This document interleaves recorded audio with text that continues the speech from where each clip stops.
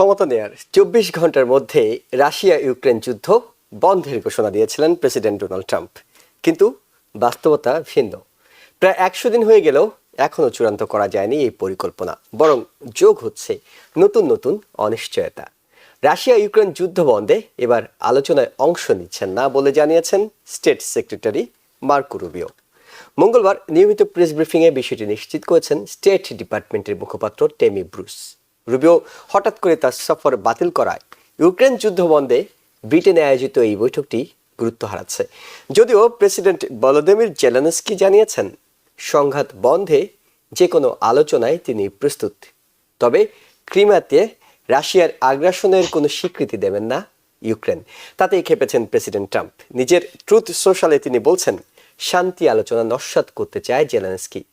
যুদ্ধবন্ধের চুক্তির খুব কাছাকাছি চলে গেলেও জেলেনস্কির কারণে তা দীর্ঘায়িত হচ্ছে।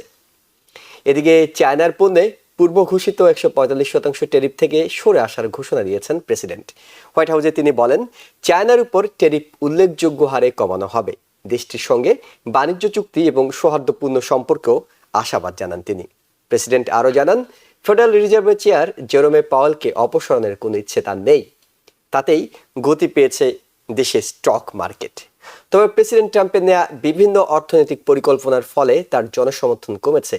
রয়টার্স ও ইপসসের যৌথ জরিপে দেখা যায় ৪২% ভোটার ট্রাম্পের কার্যক্রমে সমর্থন জানিয়েছেন।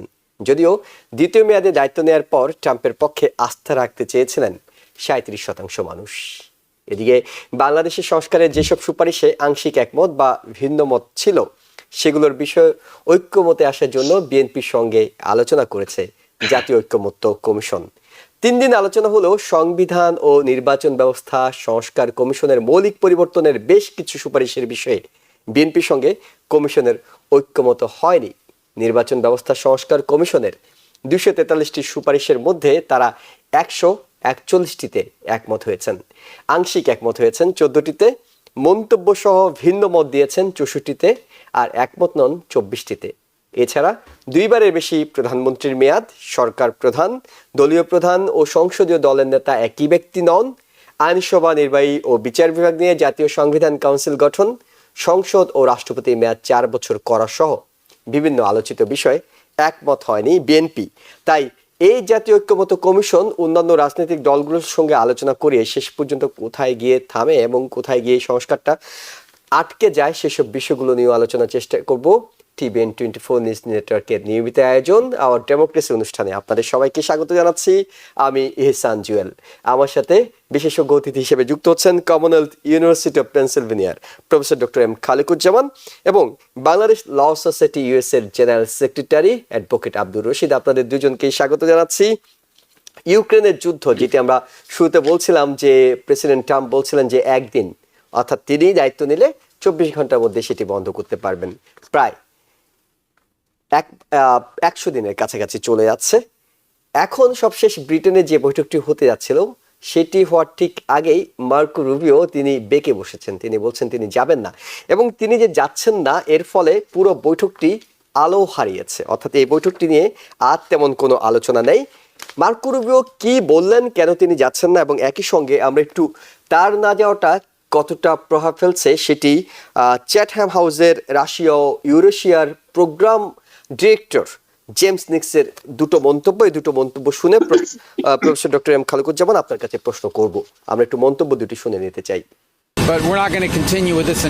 আমরা সপ্তাহ বা মাসের পর মাস ধরে এই প্রচেষ্টা চালিয়ে যাব না। তাই আমাদের এখনই খুব দ্রুত নির্ধারণ করতে হবে, এবং আমি কয়েকদিনের কথা বলছি, যে আগামী কয়েক সপ্তাহের মধ্যে এটি সম্ভব কিনা। যদি তা হয় তবে আমরা আছি, যদি তা না হয় তাহলে আমাদের অন্যান্য অগ্রাধিকারের উপরও মনোযোগ দিতে হবে। Washington could absolutely walk away from the Ukraine talks. Washington Ukraine আলোচনা থেকে একেবারেই সরে যেতে পারে। ১২ মাস আগে আমরা যে আমেরিকা দেখেছি তার থেকে এটি একেবারেই আলাদা। আমেরিকা প্রথমবারের মতো বলছে যা চায় তা না পেলে ইউক্রেনের ভাগ্য নিয়ে দেশটি আর বিশেষভাবে চিন্তিত নয়। যদি সেভাবে সমস্যাটি সমাধান করতে না পারে, তাহলে এই প্রশাসনের জন্য রাশিয়া ইউক্রেন যুদ্ধের মতো জটিল একটা আলোচনা থেকে পুরো সরে যাওয়া উচিত। Not to get into the quagmire that it perceives as being the Russia-Ukraine war. Professor doctor M Khalequzzaman, আপনার কাছে জানতে চাই, যেটি চ্যাটাম হাউসের প্রোগ্রাম ডিরেক্টর তিনি বলছিলেন যে যদি আমেরিকা মনে করে তাদের মতো করে এটি বিষয়টি হবে না এবং না হলে তারা এগোবে না, তাহলে তাদের উচিত এই আলোচনা থেকে পুরো সরে যাওয়া। আপনার কাছে কি মনে হয় পরিস্থিতি আসলে এতটাই বাজে পরিস্থিতি তৈরি হয়ে গেছে যে আমেরিকাকে ইউক্রেন এবং রাশিয়া যুদ্ধ বন্ধের আলোচনা থেকে সরে যেতে হবে, নাকি আমেরিকা যেভাবে চাচ্ছে পুরো বিশ্ব অন্যভাবে চাচ্ছে, অর্থাৎ এই চাওয়ার পার্থক্যের কারণেই যেটি একদিনে সম্ভব ছিল সেটি 100 দিনে হচ্ছে না? জি, ধন্যবাদ আপনাকে। আসলে আমরা তো সবাই দেখলাম একদিনে ইউক্রেন যুদ্ধ যে তিনি থামাতে পারবেন না, এটা আমরা আগেও বলেছিলাম এবং এটা প্রমাণিত হলো। তার উপর তিনি তো আরো অনেক মানে ওয়াদা করেছিলেন, অনেক প্রমিস করেছিলেন, যেমন গাজার যুদ্ধ তিনি থামিয়ে দেবেন, সেগুলো হয়নি। জিনিসপত্রের দাম কমাবেন, সেটাও সেইভাবে হয়নি। ইউক্রেনের যুদ্ধে ফেরত আসি। ইউক্রেনের যুদ্ধের ব্যাপারটা এটা খুবই দুঃখজনক যে আমরা ইউক্রেনের পাশে ছিলাম 2 বছরের বেশি, 2 বছর 5 মাস, আমরা বলতে আমেরিকানরা, এবং তাদেরকে তাদের যে সভেরেনিটি, তাদের যে সার্বভৌমত্ব একটা রাষ্ট্রের, সেটা রক্ষার জন্য, গণতন্ত্র রক্ষার নামে আমরা সেই অস্ত্রপাতি দিয়েছি, টাকা পয়সা দিয়েছি, সারা পৃথিবীকে বোঝাতে চেষ্টা করেছি যে এটাই আমাদের উদ্দেশ্য, এখানে গণতন্ত্র প্রতিষ্ঠা করা এবং দেশের সার্বিক সার্বভৌমত্ব রক্ষা করা। কিন্তু এখন তো আমরা দেখলাম এগুলি আসলে কথার কথা ছিল। কারণ হচ্ছে ডোনাল্ড ট্রাম্প শুধু এখান থেকে সরে আসেননি, তিনি আপনারা কয়েকদিন আগে মানে ফেব্রুয়ারি মাসে যখন হোয়াইট হাউসে ভলোদিমির জেলেনস্কি এসেছিলেন, তখন তো দেখেছেন তাকে অনেকটা প্রায় অপমান করে ঘর থেকে বের করে দেওয়া হয়েছে, যেগুলো আমরা খবরে দেখেছি। এবং তিনি যেটা বলেছেন যে তুমি আসলে শান্তি এবং শান্তির পথে তুমি বাগড়া দিচ্ছ, তুমি তো জানো না তুমি যুদ্ধটা হারছো, আমরা তোমার পাশে না থাকলে তুমি আরো হেরে যাবে। একটা মিত্র শক্তির তো এরকম ল্যাঙ্গুয়েজে কথা বলা উচিত না, একটা মিত্র। এখন এরপরে আমরা এটাও দেখলাম যে যখন হোয়াইট হাউসে ভলোদিমির জেলেনস্কি এসেছিলেন, তখন তারা একটা চুক্তি করতে চেয়েছিল ইউক্রেনের সাথে। চুক্তিটা কি? তাদের যে ক্রিটিক্যাল মিনারেল এবং অন্যান্য যে মানে খনিজ দ্রব্যাদি রয়েছে, ইউক্রেনে অনেক খনিজ দ্রব্যাদি, পেট্রোলিয়াম, গ্যাস, তারা ইউরেনিয়াম, অনেক মানে প্রায় $12 ট্রিলিয়ন খনিজ দ্রব্যাদি রয়েছে। সেইটার উপর ডোনাল্ড ট্রাম্প বললো যে আমাদের সাথে একটা ভাগাভাগির একটা চুক্তি করতে হবে। তাতে আস্তে আস্তে স্পষ্ট হয়ে উঠলো যে আসলে তাদেরকে গণতন্ত্রের নামে অথবা সার্বভৌমত্বের নামে হেল্প করার কথাটা যে এটা আসলে মোটেও সত্য না। এখন এই যে নেগোসিয়েশন, এটার থেকে তিনি সরে আসা মানে হচ্ছে আপনার একটা বন্ধু রাষ্ট্রকে বাসের নিচে ঠেলে দেওয়া। কারণ তাদেরকে 2.5 বছর হেল্প করার পরে এখন বলছেন যে তুমি যদি আমাদের কথা না শোনো তো আমরা এই আলোচনাটাতেই নাই। এখন কথাগুলি কি? কথাগুলি হচ্ছে আমরা যেটা শুনতে পাচ্ছি, দেখতে পাচ্ছি যে নেগোসিয়েশনটা ডোনাল্ড ট্রাম্প করতে চায় প্রায় 100% রাশিয়ার টার্মে, রাশিয়ার যেভাবে সুবিধা হবে। সেই সুবিধাগুলি কি? তারা 2014 সালে দখল করে নেওয়া ক্রাইমিয়া রেখে দিবে। এখন পর্যন্ত ডনবাস এরিয়াতে যতটা জায়গা তারা দখল করে নিয়েছে গত 2 বছরের উপরে, সেটাও তাদের দখলে রেখে দিবে। তারপরে হচ্ছে ইউক্রেন যাতে নেটোতে কোনোদিন সদস্য হতে না পারে, এই জাতীয় একটা গ্যারান্টি দেওয়া। তা এই জাতীয় সমস্ত টার্ম হচ্ছে পুতিনের টার্ম, এবং পুতিনের টার্মে আসলে ডোনাল্ড ট্রাম্প রাজি হচ্ছে। কিন্তু ইউরোপ সহ ভলোদিমির জেলেনস্কি বলছে যে ক্রাইমিয়া যদি আমরা ছেড়ে দেই তাহলে তো আমাদের যে সংবিধান, গঠনতন্ত্র, তারই বিরুদ্ধে আমরা চলে যাই, কারণ আমাদের রাষ্ট্রের যে একটা সার্বভৌমত্ব, এটাকে আমরা জলাঞ্জলি দিচ্ছি। এর মানে হচ্ছে এখানে ডোনাল্ড ট্রাম্প এবং মার্কো রুবিও এবং জেডি ভ্যান্স, তারা যে ল্যাঙ্গুয়েজ এখন কথা বলছে, এটা মোরলেস আসলে রাশিয়ার পুতিনেরই ভাষায় কথা বলা, এবং তাতে করে সে খুব সঙ্গীহারা হয়ে গেছে। মানে ভলোদিমির জেলেনস্কি খুবই সঙ্গীহারা হয়ে গিয়েছে, এবং সে অনেকটা বেপরোয়া হয়ে বলছে যে আমি সমস্ত ধরনের আলোচনাতেই আসলে অংশগ্রহণ করতে রাজি। এখন আমেরিকা যদি তার পিছনে না দাঁড়ায় ভবিষ্যৎ আলোচনাতে, তাহলে কিন্তু রাশিয়া তার মতো করে আলোচনাগুলি এগিয়ে নেবে, তার মতো করে মীমাংসা হবে, একটা সিজ ফায়ার হবে 30 দিনের জন্য। তারপরে কোনো একদিন আবার যদি রাশিয়া ইচ্ছা করে যা আরো একটু তার জায়গা দখল করে নেবে, তাহলে কিন্তু সেই ব্যাপারে আসলে কেউ কিছু করার থাকবে না। ডক্টর খালেকুজ্জামান, এটাই তো আসলে মূল প্রশ্ন হওয়া উচিত। সেটা হলো যে আমেরিকা হ্যাঁ কিছু কিছু শর্ত দিচ্ছে, কিছু কিছু বিষয়ে তারা বলছে যে এইভাবে হওয়া উচিত, কিন্তু আমেরিকা যদি বলে যে এটি নিয়ে আলোচনা এখন বেশি হচ্ছে, যে আমি এই আলোচনার সঙ্গে আর নাই, তখন তো ইউক্রেন এখন যে সব বিষয়গুলো নিয়ে বলছে, তার ক্রিমিয়া নিয়ে এখন আপত্তি জানাচ্ছে, তখন তো আরো বেশি ভূখণ্ড রাশিয়া যদি নিয়ে নিতে চায়, এই ইউরোপের তো সেই শক্তি নেই যে রাশিয়াকে ঠেকিয়ে রাখবে, কিংবা ইউক্রেনের তো প্রশ্নই আসে না। তাহলে ইউক্রেন আসলে কিসের ভিত্তিতে তারা বলছে যে না আমি মানবো না, কিংবা আমার পক্ষে মানাটা কঠিন হচ্ছে? অন্যদিকে একটা বিষয় তো ক্লিয়ার যে ডোনাল্ড ট্রাম্প এখনো আলোচনার টেবিলে দুই পক্ষকে বসানোর চেষ্টা করে যাচ্ছেন এবং করছেন। সেটি ট্রাম্প বলেই সম্ভব হচ্ছে, অন্য কেউ হলে সম্ভব হতো না। এখন কিছুটা ছাড় তো দিতেই হবে। কিছুটা ছাড় দিতে হবে তো বটেই, কিন্তু আপনি যেটা বলছেন ভলোদিমির জেলেনস্কি তাহলে কিসের উপর ভিত্তি করে বলছে আমি মানবো না? Right. এটা মূলত তারা বলছে দেশপ্রেমের ভিত্তিতে, কারণ তাদের দেশ এটা দখল হয়ে গিয়েছে, একটা স্বাধীন সার্বভৌম রাষ্ট্র দখল হয়ে গিয়েছে। এখন তো তারা আগ বারান দিয়ে গিয়ে বলতে পারে না যে দখল হয়ে গিয়েছে, ভালো ঠিক আছে আমরা এটাই মেনে নিলাম। এত প্রাণ, এত হত্যাকাণ্ডের পরে, এত মানুষ মারা যাওয়ার পরে, এত জায়গা দখল হওয়ার পরে, এত ধ্বংসযজ্ঞের পরে এখন যদি রাশিয়ার টার্মে সবকিছু মেনে নিতে হয়, তাহলে তো যুদ্ধটার প্রয়োজন ছিল না। তারা তো বলতে পারতো প্রথম 1-2 সপ্তাহ পরেই ঠিক আছে রাশিয়া যুদ্ধ দখল করেছে, উদ্ধার আমরা তাদের দিয়ে দিলাম। সুতরাং এটা খুবই দুঃখজনক যে আপনি একটা যদি বন্ধু রাষ্ট্র হয়ে একটা দেশকে আপনি সমর্থন করেন, তারপর আধা রাস্তা থেকে গিয়ে আপনি তাও আপনার সমর্থন উইথড্র করে নেন, তাহলে তো অন্যান্য যেসব রাষ্ট্র পৃথিবীতে রয়েছে, ছোট ছোট রাষ্ট্র যারা আমেরিকার উপর নির্ভর করে, যেমন মনে করেন তাইওয়ান, একটা কথার কথা, হ্যাঁ, যে যারা কি তাদের স্বাধীনতা, সার্বভৌমত্ব অথবা স্বতন্ত্র ধরে রাখার জন্য আমেরিকার উপর নির্ভরশীল, তারা তো আর কোনো আস্থা পাবে না আমেরিকার উপর, যে আমেরিকা তো আসলে সময়ে তাদের পাশে থাকবে না।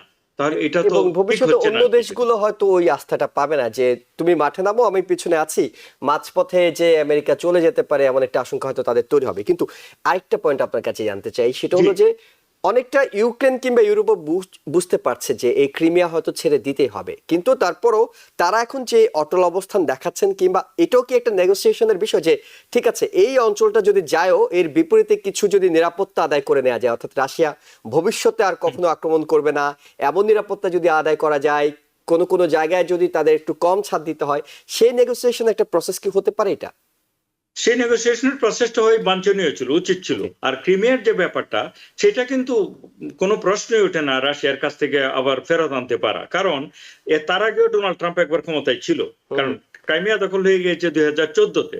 তারপরে ডোনাল্ড ট্রাম্প নিজেও ক্ষমতায় এসেছিলেন 16 থেকে 20, তখন তো তিনি এই ব্যাপারে কোনো উচ্চবাচ্য করেননি এবং এরকম বলেননি যে এটা যে দখল করে নিয়ে গেছে এটা উচিত হয়নি। সুতরাং ক্রাইমিয়ার ব্যাপারটা প্রায় সেটল আমার দৃষ্টিতে, সেটা পারা যাবে না। কিন্তু ক্রাইমিয়ার বাইরে গিয়েও যে মূল ভূখণ্ড, যেটা মূল ভূখণ্ডেরও তো আপনার প্রায় 17 থেকে 20% জায়গা এখন রাশিয়ার দখলে রয়েছে, সেটা তো তাদের ছেড়ে দিতে হবে। এবং সেই দখলকৃত জায়গাটাতে মূলত হাইড্রোকার্বন আছে, মানে পেট্রোলিয়াম, ন্যাচারাল গ্যাস, কয়লা, এগুলোর প্রায় 50% ইউক্রেনের সমস্ত রসদ অথবা যে খনিজ দ্রব্যাদি তার 50% বর্তমানে রাশিয়ার দখলে, রাশিয়ার পূর্বাঞ্চলে। প্লাস হচ্ছে মেরিওপল যে একটা সিপোর্ট ছিল, এখন মেরিওপল এবং ওডেসা দুইটাই তো ইউক্রেনের সিপোর্ট, এই দুইটার একটা দখল হয়ে গেছে রাশিয়ার হাতে। আর ওডেসা যদি কোনো কারণে চলে যায় ভবিষ্যতে, তাহলে তো ইউক্রেন একটা ল্যান্ডলকড কান্ট্রি হয়ে যাবে, এটা কোনো মূল্যই সেই অর্থে থাকবে না। সুতরাং ক্রাইমিয়া বাদ দিয়েও আমার মনে হয় যেই জায়গাটা দখল করেছে তারও কিছু যদি উদ্ধার করা যেত নেগোসিয়েশনের মাধ্যমে, তাহলে এটা হয়তো ফেয়ার হতো। এখন দেখা যাচ্ছে গায়ের জোরে রাশিয়া যতটা দখল করতে পেরেছে সবটা তো দখলে রাখবেই, উপরন্তু তারা বলছে তোমরা নেটোর আর কখনো সদস্য হওয়ার স্বাদ মন থেকে ঝেড়ে ফেলো, তা নইলে আরো ক্ষতি আছে তোমাদের সামনে। জি, অ্যাডভোকেট আব্দুর রশিদ, আপনার কাছে জানতে চাই সেটি হলো যে এই শান্তি আলোচনা কিংবা নেগোসিয়েশনটা বারবার দেরি হওয়ার জন্য কিংবা ভেস্তে যাওয়ার জন্য প্রেসিডেন্ট ডোনাল্ড ট্রাম্পের পক্ষ থেকে প্রেসিডেন্ট জেলেনস্কিকে দায়ী করা হচ্ছে, এবং আজকেও তিনি এই বিষয়টা নিয়ে টুইট করেছেন। তিনি বলছেন যে জেলেনস্কির চান না বলেই এটা আসলে অনেক দীর্ঘায়িত হচ্ছে, এটা খুব দ্রুত হওয়া দরকার। এবং নিশ্চয়ই মার্কো রুবিওর মন্তব্য শুনছিলেন, তিনি বলছিলেন এটি 1 সপ্তাহের মধ্যে হওয়া উচিত। আমাদের অগ্রাধিকারের আরো অনেক বিষয় আছে, আমরা ইউক্রেন নিয়ে পড়ে থাকার সুযোগ নেই। আমেরিকাকে পুরো বিশ্বের অনেক কিছু দেখতে হয়, নিজস্ব স্বার্থ দেখতে হয়, ইউক্রেনকে নিয়ে এতদিন ধরে পড়ে থাকার আমাদের সুযোগ নেই। এবং শেষ পর্যন্ত লন্ডনে যে ব্রিটেনে বৈঠকটি হওয়ার কথা ছিল, ফ্রান্স, জার্মানি এবং ইউকে, আমেরিকা সবাই মিলে, সেটি শেষ পর্যন্ত তিনি যাচ্ছেন না।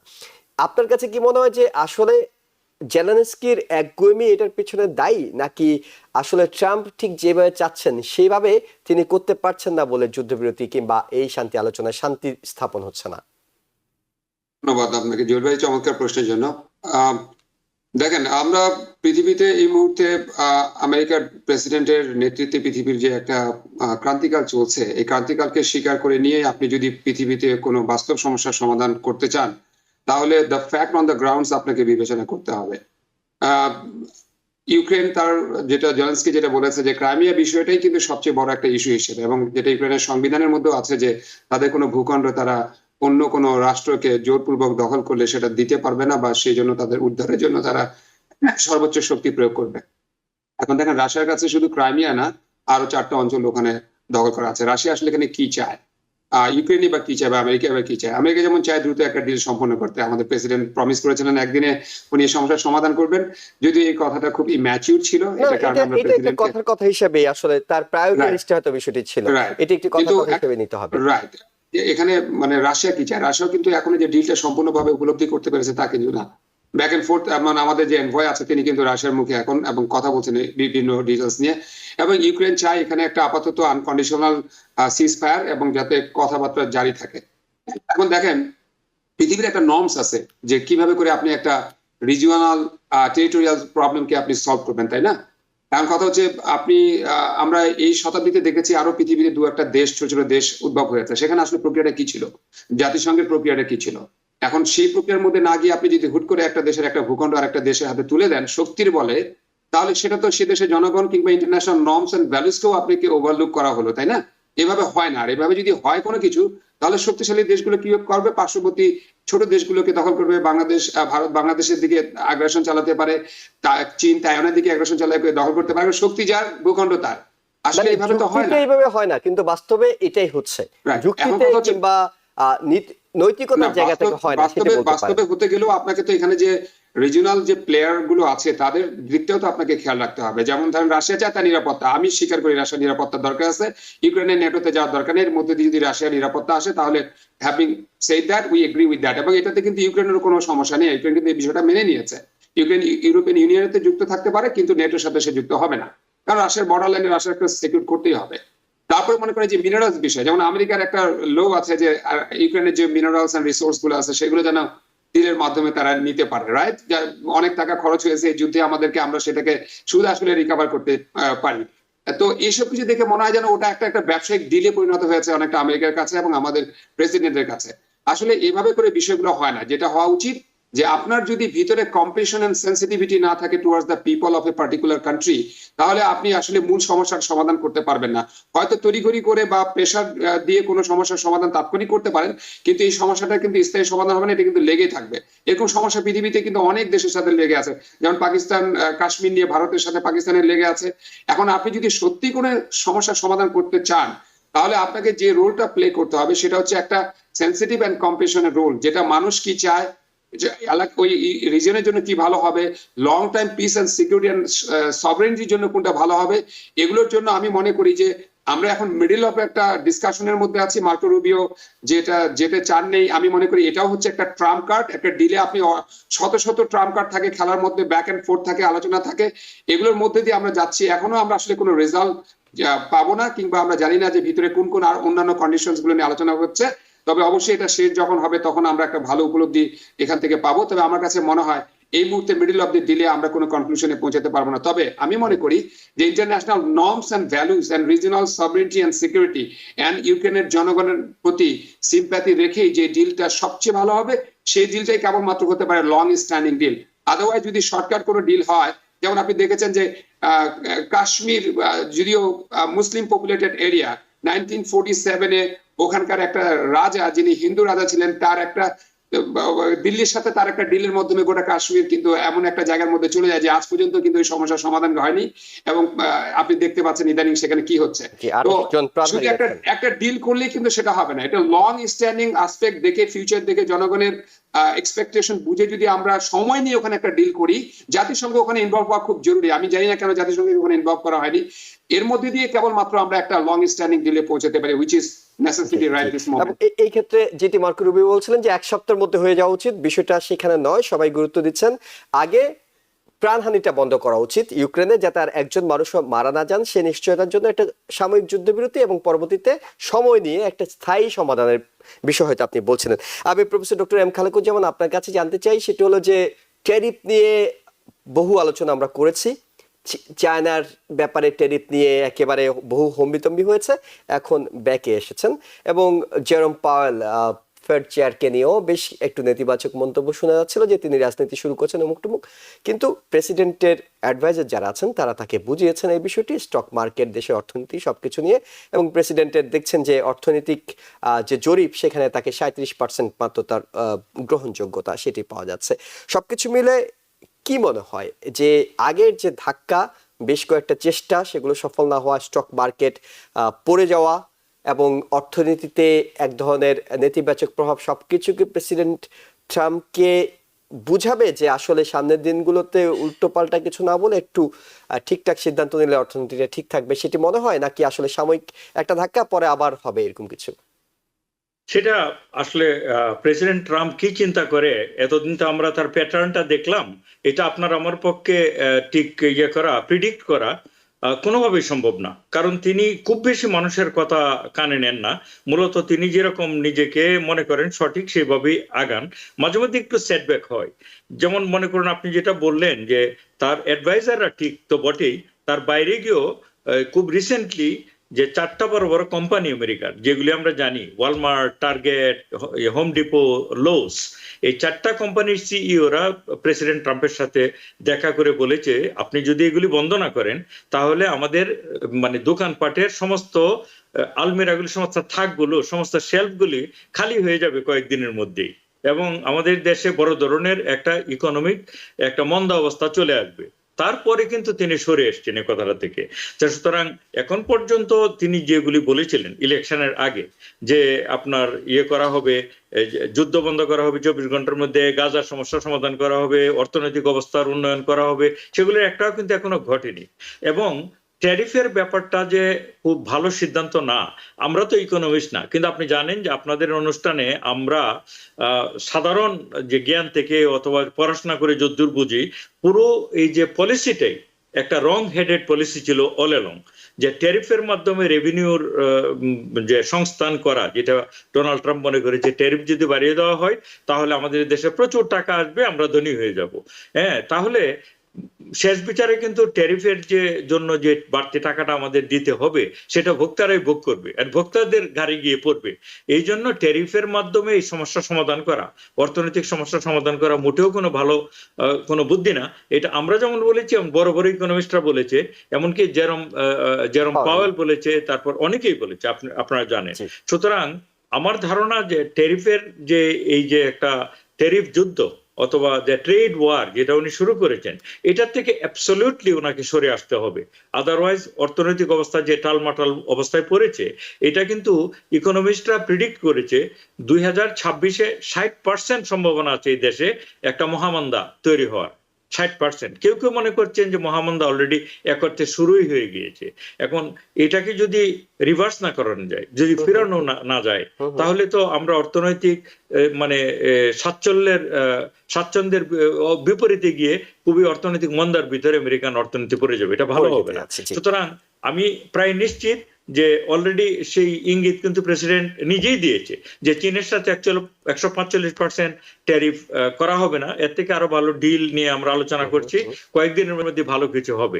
আমিও আশা করি কয়েকদিনের মধ্যে ভালো কিছু হবে, কারণ এটা শুধু ওনার প্রেসিডেন্সির জন্য না, আমরা যারা সাধারণ জনগণ তাদের মানে ভালো থাকার জন্য খুব জরুরি, এটা জরুরি।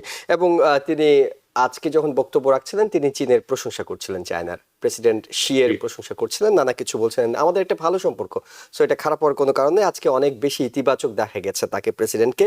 আমি অ্যাডভোকেট আব্দুর রশিদ আপনার কাছে একটু জানতে চাই, সেটা হলো যে যেটি বলছিলেন প্রফেসর এম খালেকুজ্জামান, যে বেশ কয়েকটি কোম্পানির সিওরা তাকে গিয়ে পরামর্শ দিয়েছেন, অর্থনীতিবিদরা পরামর্শ দিচ্ছেন, ফেড রিজার্ভের চেয়ার তিনিও পরামর্শ দিয়েছেন, তিনি বলছেন মডার্ন হিস্ট্রিতে এতটা উত্থান পতন তিনি দেখেননি। ইলন মাস্ক, ডজের যিনি দায়িত্বে আছেন, তিনিও নিঃসন্দেহে শুধুমাত্র আভ্যন্তরীণ বিষয় তো নয়, গত 90 দিনে আমরা দেখেছি তার প্রভাব সবচেয়ে বেশি, কিন্তু হঠাৎ করে মনে হচ্ছে সম্পর্কে একটা উত্থান পতন যাচ্ছে, এবং প্রেসিডেন্ট বারবার এক ধরনের বলছেন যে তিনি চলে যাবেন, তার দায়িত্বে ফিরবেন, তিনি এখানকার এমপ্লয়ি নয়।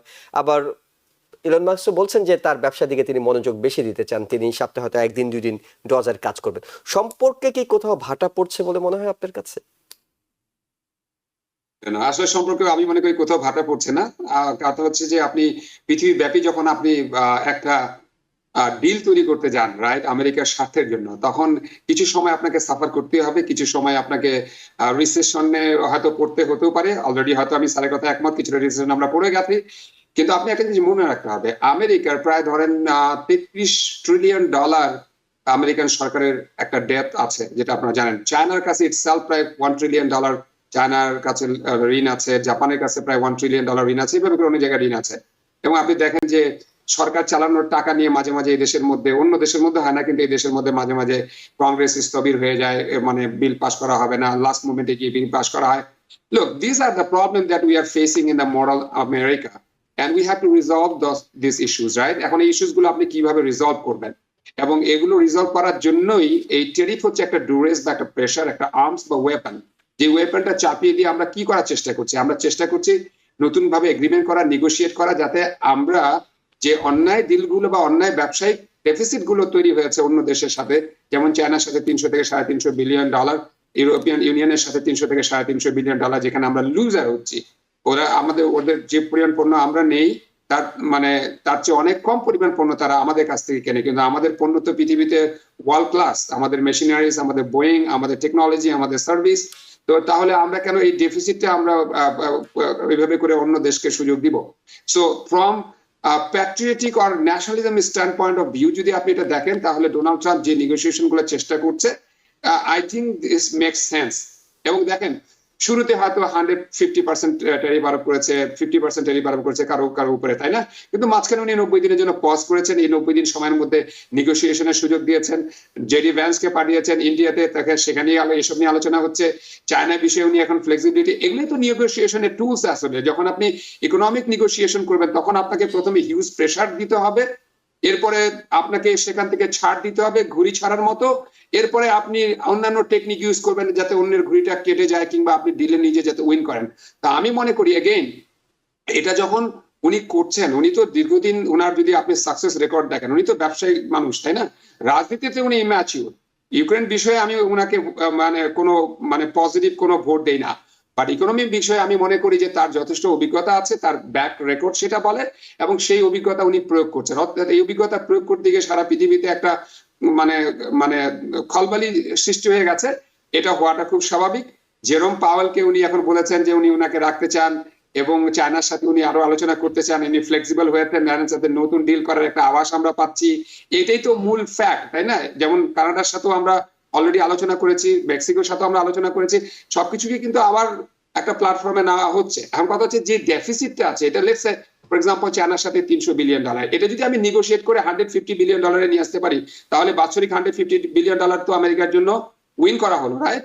তো এই ধরনের নেগোসিয়েশন যদি আমরা প্রত্যেকের সাথে যদি করতে না পারি, তাহলে আমরা তো দিন দিন ঋণের তলায় যাব, এবং ঋণের তলায় গেলে ইকোনমিক ডমিনেটস অল এন্ড এভরিথিং, যেটা কার্ল মার্কস বলেছে।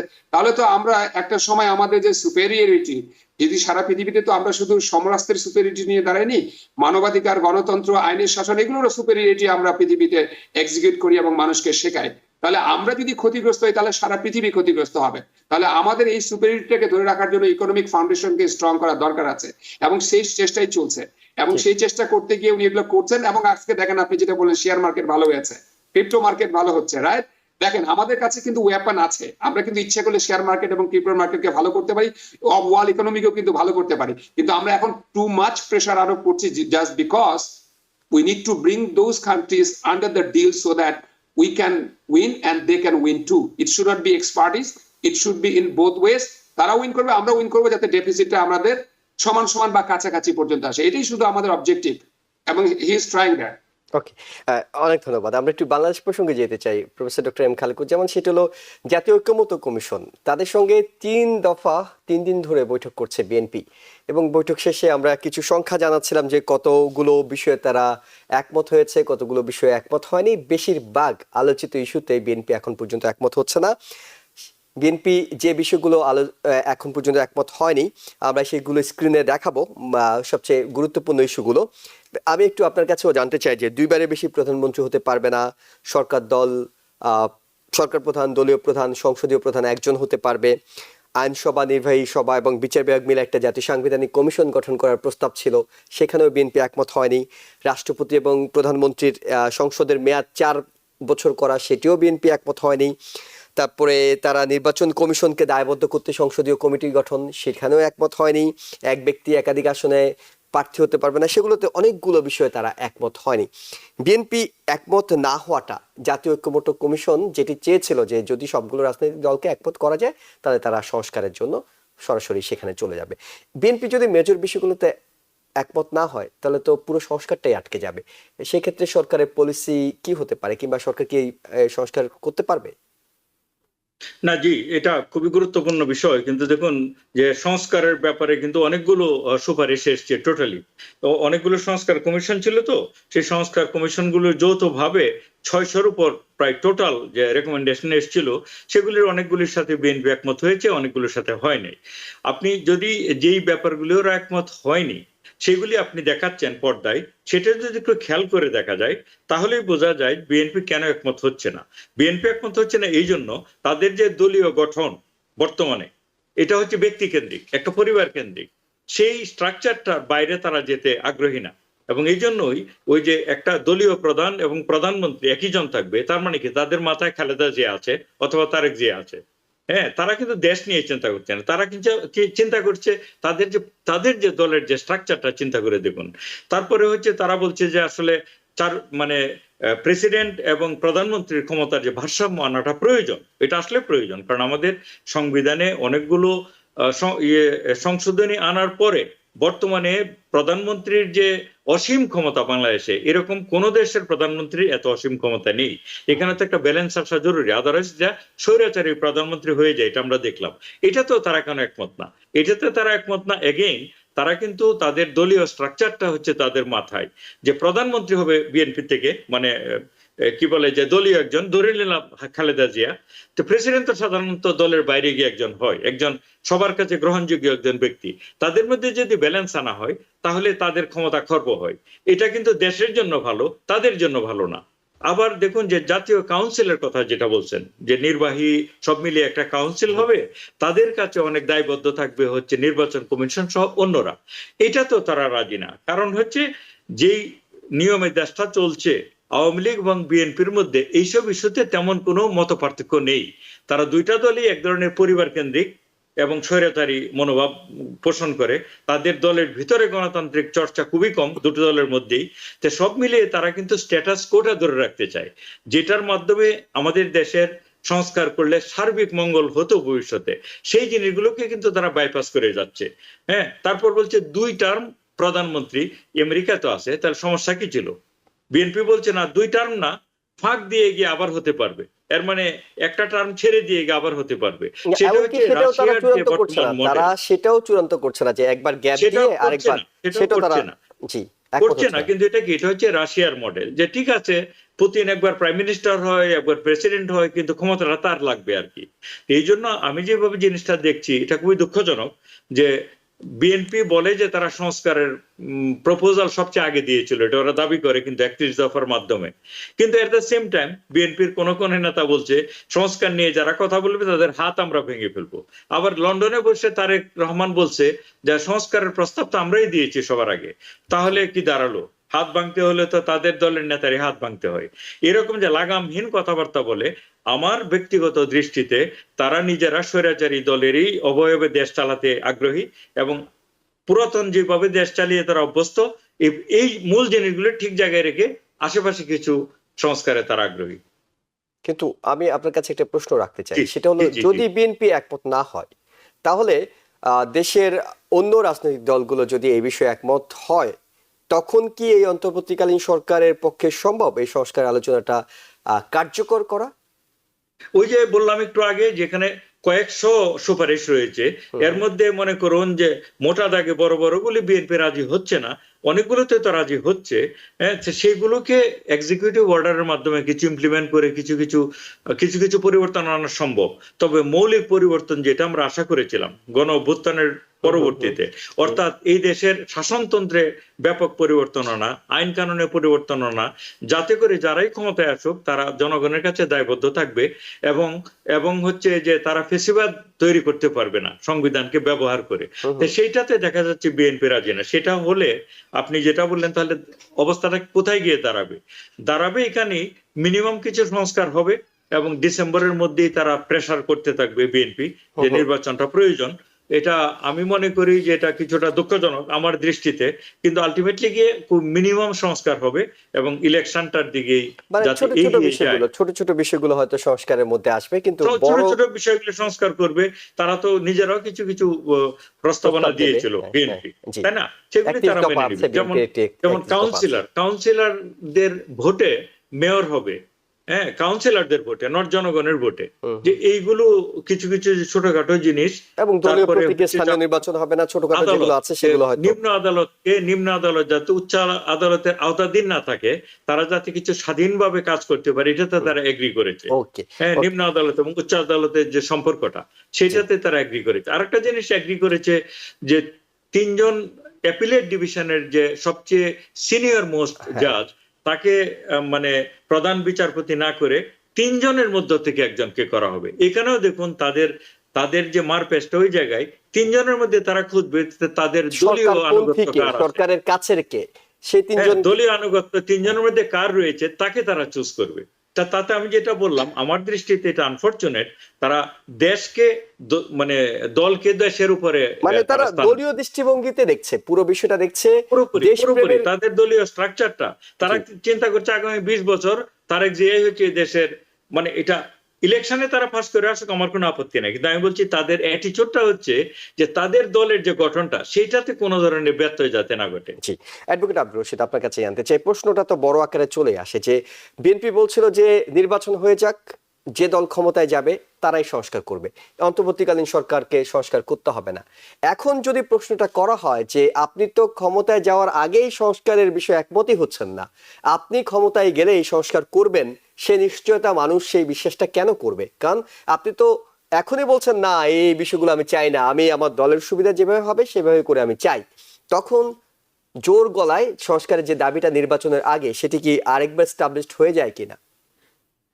ধন্যবাদ জেবে আপনার প্রশ্নের জন্য। আসলে একটা কথা আছে না যে ইতিহাসের চরম শিক্ষা হচ্ছে যে আমরা ইতিহাস থেকে কোনো শিক্ষা নেই না।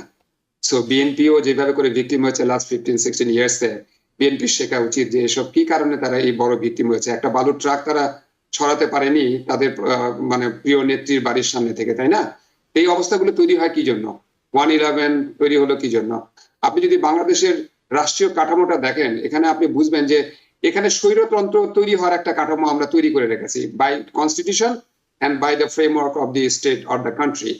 তো দেখেন, দক্ষিণ কোরিয়া, জাপান, তাইওয়ান কিংবা মালয়েশিয়া, সিঙ্গাপুরের মতো দেশগুলো অনেক উন্নত হয়ে গেছে অল্প সময়। যে দেশগুলো আমাদের সমপর্যায়ে ছিল আমাদের স্বাধীনতার সময় 71-70-এর গোড়ার দিকে, কেন হয়েছে জানেন? কারণ হচ্ছে সে দেশের গণতন্ত্র, রাষ্ট্র কাঠামোকে এমন ভাবে চেক এন্ড ব্যালেন্স করা হয়েছে যে ইউরোপ আমেরিকার বড় বড় ইনভেস্টর গিয়ে কিন্তু সে দেশে ইনভেস্ট করে এবং খুব দ্রুতই কিন্তু তারা পৃথিবীতে, জাপান তো 35-40 বছরের মধ্যে পৃথিবীর দ্বিতীয় পরাশক্তি অর্থনৈতিক দেশ হিসেবে পরিণত হয়েছে, তাই না? আমি চাই না আমাদের রাজনীতিবিদরা কেন এই জিনিসগুলো বুঝেন না, যে তারা পরিবারতন্ত্রকে কেন প্রাধান্য দেন। লোক পরিবারতন্ত্র থাকতো কোনো সমস্যা নেই, আমি মনে করি ভারতেও আছে, কিন্তু কথা হচ্ছে গণতন্ত্র এবং রাষ্ট্রীয় কাঠামোটা যদি শক্তিশালী হয় তাহলে মানুষ পরিবারের মানুষকে ভোট দিবে না, আমাকে ভোট দিবে না, হিরো আলমকে ভোট দিবে, ইট ডাজন্ট ম্যাটার। আমাকে সংবিধান এবং সরকারের যে 3টে স্তম্ভ আছে, লেজিসলেচার এন্ড এক্সিকিউটিভ এন্ড আপনার যে জুডিশিয়ারি, এটা যদি আমরা চেক এন্ড ব্যালেন্স করতে পারি, তাহলে গণতন্ত্র যদি শক্তিশালী করতে পারি, তাহলে কে ক্ষমতা আসলে সেটা ম্যাটার করে না। এখন দেখেন, তবে এখানে বিএনপিকে আমি কিছু ক্ষেত্রে ক্রেডিট দিব, বিকজ বেশিরভাগ ভালো ভালো কিন্তু প্রস্তাবগুলোর সাথে তারা কিন্তু এগ্রি করেছে। কিছু যেমন নতুন দেশের নাম কি জুয়েল ভাই, আপনি কি জানেন নতুন বাংলাদেশের নাম কি হচ্ছে? আমি জানি না, আপনি জানেন? একটা প্রস্তাবনা ছিল যে গণপ্রজাতন্ত্রী জায়গায় জনগণতন্ত্রী, এই জাতীয় এটা কি জনগণের ডিমান্ড? জনগণ কি এটা চেয়েছে? জনগণ কখন এটা মুখ দিয়ে উচ্চারণ করেছে? এটা কিছু বিষয় সমাজের মধ্যে ডিবেট হয়েছে। 4 বছর সংসদের মেয়াদ, 4 বছর নিয়ে কি আমরা কি ভয়েস তুলেছি? সুশীল সমাজে আলোচনা হয়েছে, আমরা এগ্রি করেছি জনগণ? না, সেটা সেভাবে দেশের মধ্যে আলোচনা হয়নি। তারপর হচ্ছে তরুণদের জন্য 10% আপনার নিম্নকক্ষে কোটা থাকতে হবে, কোটা নিয়ে সারা জীবন আন্দোলন করলাম। 21 বছর বয়সে একজন তরুণ সংসদে যাবে, আর 21 বছর বয়সে বাংলাদেশ সেশন জোটের কারণে তো আমি লেখাপড়াই শেষ করতে পারি না, তো সেখানে আমি সংসদে গিয়ে কি করব? তো আমার কাছে মনে হয়েছে যে এগুলো আপাত দৃষ্টিতে খুব ভালো সংশোধনী বলে আমার কাছে মনে হয়নি। বিএনপি এটাতে তার ভেটো দিয়েছে, এটাতে আমার মনে হচ্ছে ঠিক হয়েছে। এখন কথা হচ্ছে লেটস সে, এখন সংবিধান সংশোধনী বোর্ড মনে করলো যে এগুলো হওয়া দরকার, তাহলে why not you give a referendum first? আগে রাজনৈতিক দলগুলোতে রেফারেন্ডাম প্রশ্নে এগ্রি করেন, আর এই প্রশ্নগুলো আপনি প্রশ্ন আকারে ব্যালট পেপারে আপনি ছেড়ে দিয়ে জনগণের মাঝে রেফারেন্ডাম বা গণভোট দেন, যেটা আমেরিকাতে আমরা করি। নতুন করে কিছু চেঞ্জ করতে গেলে এটা কিন্তু আমাদের ভোটার লিস্টের মধ্যে আসে এবং আমরা কিন্তু ওটাতে ভোট দিই। ভোট দিয়ে জনগণ যদি যে যে প্রস্তাবগুলোকে সাপোর্ট করবে, there is no problem to approve and accept this. Otherwise আপনাকে এগুলো নিয়ে তো মানে এইভাবে চলতে থাকবে। তবে আমি মনে করি যে বেসিক যে সমস্যাগুলো, আমি একজন আইনজীবী হিসেবে যদি মনে করি যে আমার মতো মানুষও কিন্তু বাংলাদেশে গিয়ে অনেক এরকম রাজনীতি করতে পারে, যদি সংবিধানের আর্টিকেল 70 সরিয়ে দেওয়া হয়, যেখানে আপনি সংসদে গিয়ে নিজের দলের বিপক্ষে ভোট দিতে পারবেন না, একজন নেত্রী যা বলবে আপনাকে তাই সংসদে মেনে নিতে হবে, এটা যদি অ্যাবলিশ করা হয়, বিচার বিভাগকে যদি সম্পূর্ণ শক্তিশালী নিরপেক্ষ করা হয় যাতে মানুষ ন্যায় বিচার পায়, যেটা আমরা ভারতেও দেখি, এবং তৃতীয় যদি আপনি 2 কক্ষ বিশিষ্ট সংসদ এবং একজন ব্যক্তি দলীয় প্রধান, সংসদের প্রধান এবং ক্যাবিনেটের প্রধান হতে পারবে না, এই বেসিক সংস্কারগুলো যদি হয় না, তাহলে বাংলাদেশের মধ্যে একটা অভাবনীয় পলিটিক্যাল টার্মোইল এবং পলিটিক্যাল আফিবল শুরু হয়ে যাবে এবং তরুণরা ব্যাপক হারে রাজনীতি করতে উৎসাহিত বোধ হবে। আমাদের মতো মানুষরা যারা প্রবাসে আমরা থাকি, দেশকে নিয়ে ভাবি, আমরা অনেক দেশে গিয়ে কিন্তু আমার দেশ গঠনে আত্মনিয়োগ করবো এবং রাজনীতি করব। তো এগুলো যদি মুহূর্তের দাগে যদি একমত হয়, তাহলে লেটস প্রসিড। কারণ হচ্ছে যে একটা কিন্তু অশনির সংকেত আছে, কারণ হচ্ছে যে সরকার আমরা এখন রেখেছি, সরকার ভালো, কিন্তু দীর্ঘ সময় কিন্তু এই সরকার কন্টিনিউ করলে বিতর্ক কিন্তু তৈরি হয়, আপনি দেখেছেন। তো আমার মনে হয় যে মোটা দাগে মেজরিটি বিষয়গুলো যদি মধ্যে ঐক্যমত হয়, বাকিগুলো আলোচনা ব্যাক এন্ড ফোর্থ হতে থাকলে আরো কিছু বিষয় ঐক্যমত তৈরি হবে। তৈরি হলে আমরা আসলে দ্রুতই খুব বাংলাদেশকে একটা গণতান্ত্রিক নির্বাচনের দিকে অগ্রসর হওয়া উচিত বলে এই মুহূর্তে আমি মনে করি। জি, ডক্টর খালেকুজ্জামান, একেবারে সংক্ষেপে হয়তো 1 মিনিট সময় নিয়ে আপনার কাছে জানতে চাইবো, সেটি হলো যে বিএনপি জাতীয় ঐক্যমত্য কমিশনের সঙ্গে যেমন একমত পুরোপুরি হচ্ছে না, বিএনপির সঙ্গে দীর্ঘদিনের বিএনপির মিত্র জামাতের একটা দ্বন্দ্ব, একটা মত পার্থক্য, একটা প্রকাশ্য বিরোধ অনেকটুকু পরিষ্কার এখন বাংলাদেশের রাজনীতিতে। এই অবস্থা আমরা লন্ডনে দেখেছি, বেগম জিয়ার সঙ্গে জামায়াতের আমির ডাক্তার শফিকুর রহমান তিনি দেখা করেছেন এবং সেই দেখা নিয়ে মানবজমিন পত্রিকা একটি আভ্যন্তরীণ ভিতরে কি হয়েছে সেই রিপোর্টটি করেছে। সেখানে দুদলই বলছে যে না, আসলে এক ধরনের প্রকাশ্য যে রাজনৈতিক সৌজন্যতা সেটা তারা বজায় রাখবেন বলে মনে হয়। আপনার কাছে কি মনে হয় এই বৈঠক কোনো কার্যকর ভূমিকা রাখবে, কিংবা বৈঠকের পর তো বাংলাদেশের রাজনীতিতে বেশ কিছু দিনও চলে গেছে, সেখানে কোনো লক্ষণ দেখছেন 2 দল একটু সমঝোতা করার? এটা আমার ধারণা এই সমঝোতার দিকে যে আগাচ্ছে এটা তো পরিষ্কার বোঝা গেছিল সেই রিপোর্টটা থেকে। কারণ ঐক্যমত্যের দিকে যে তারা এগিয়ে যেতে চায়, তা বেগম খালেদা জিয়া যেমন বলেছে, তার প্রেক্ষাপটটা তুলে ধরেছে কি প্রেক্ষিতে তারা একত্রে হয়েছিল। তারপরে হচ্ছে ডক্টর শফিকুর রহমানও নিজেও সেই বলেছে কিভাবে কি হয়ে গেল ঠিক বুঝতে পারছি না, আসলে আমাদের মধ্যে ঐক্যমত্য থাকাই জরুরি। তা আমার ধারণা যে দুটো দলের মধ্যে ঐতিহাসিকভাবে এক ধরনের ঐক্য আছে এবং এইটাই পুনঃস্থাপিত হবে। আদারওয়াইজ জামাতের ভয় যে তারা যদি বিএনপি যদি আওয়ামী লীগের তো এখন সে অর্থে কোনো পলিটিক্যাল অ্যাক্টিভিটিস প্রকাশ্যে নেই, কিন্তু আওয়ামী লীগের লোকগুলি তো ভ্যানিশ হয়ে যায়নি বাংলাদেশ থেকে, প্রচুর লোক আওয়ামী লীগের আছে বাংলাদেশে, মিলিয়নস অফ পিপল। তারা যদি স্বাধীনতা যুদ্ধের প্রশ্নে, কারণ বিএনপি তো অনেকটাই স্বাধীনতার পক্ষের শক্তি, বারবারই তারা বলে, এবং প্রেসিডেন্ট জিয়াউর রহমান একজন সেক্টর কমান্ডার, এটা তারা দাবি করে স্বাধীনতার ঘোষক, এবং ইদানিংকালে জামাতকে তারা অনেক সমালোচনাও করেছে যুদ্ধবিরোধী দল হিসাবে। তো এই ভয় থেকে আমার ধারণা জামাত চাচ্ছে না যে বিএনপি এবং আওয়ামী লীগের ভিতরে একটা জোট হয়ে যাক, তাহলে জামাতকে তারা তো একবারে করবেই, এমনকি আবার একটা নিষ্প্রশ্নে ফেলে দিতে পারে।